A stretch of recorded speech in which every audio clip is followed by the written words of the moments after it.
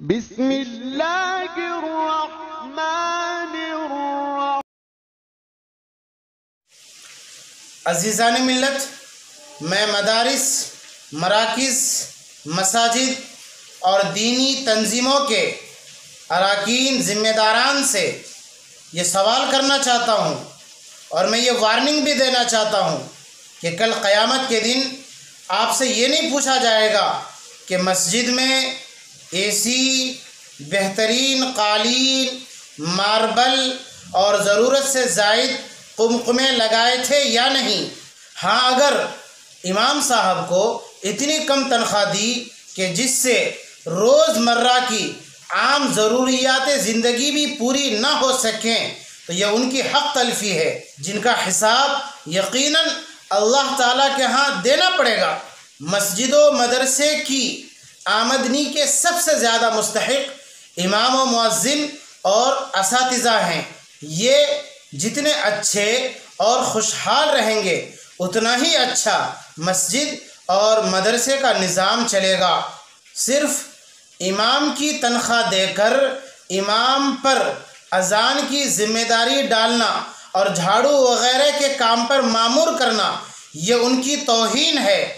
پیارے آقا سرکار دو عالم صلی اللہ علیہ وسلم نے ارشاد فرمایا کہ حاملین قرآن یعنی قرآن کا علم رکھنے والے کی عزت کرو، تعظیم کرو، بے شک جس نے ان کی عزت کی اس نے میری عزت کی۔ تنخواہ اچھی دینا بھی ان کی عزت کرنے میں داخل ہے۔ حدیث میں ہے کہ حاملین قرآن یعنی قرآن کا علم رکھنے والے یہ اسلام کا جھنڈا بلند کرنے والے اور اس کو بڑھاوا دینے والے ہیں۔ جس نے ان کی تعظیم کی اس نے اللہ کی تعظیم کی، اور جس نے ان کی توہین کی اس پر اللہ کی لعنت ہے، فرشتوں کی لعنت ہے، انبیاء اور رسولوں کی اس پر لعنت ہے۔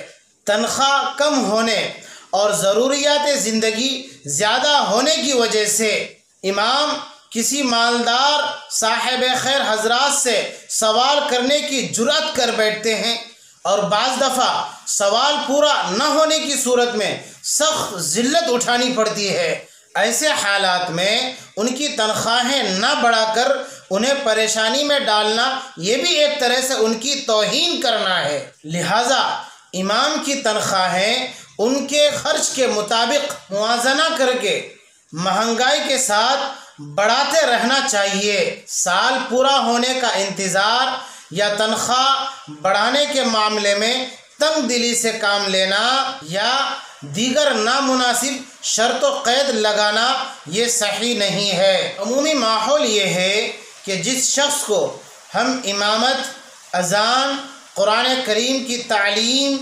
دینی تدریسی خدمات اور اس نوعیت کی کوئی بھی ذمہ داری سونپ رہے ہیں اور اس کے اوقات کار کو اس کام کے لیے مخصوص کر رہے ہیں، اس کا وظیفہ مقرر کرتے وقت ہم اس بات کا خیال و لحاظ نہیں رکھتے کہ اس سے اس کی اور اس کے کنبے کی روز مرہ کی ضروریات اس کے علاقے کے عرف کے مطابق باوقار طریقے سے پوری ہو سکتی ہے یا نہیں۔ ضروریات اور اخراجات کے تعین میں قرآن کریم نے عرف کو معیار قرار دیا ہے اور اس کی پابندی کا حکم دیا ہے۔ اس لیے امام، مؤذن، خطیب، مدرس، قاری، استاذ اور دینی خدمت کے مختلف شعبوں کے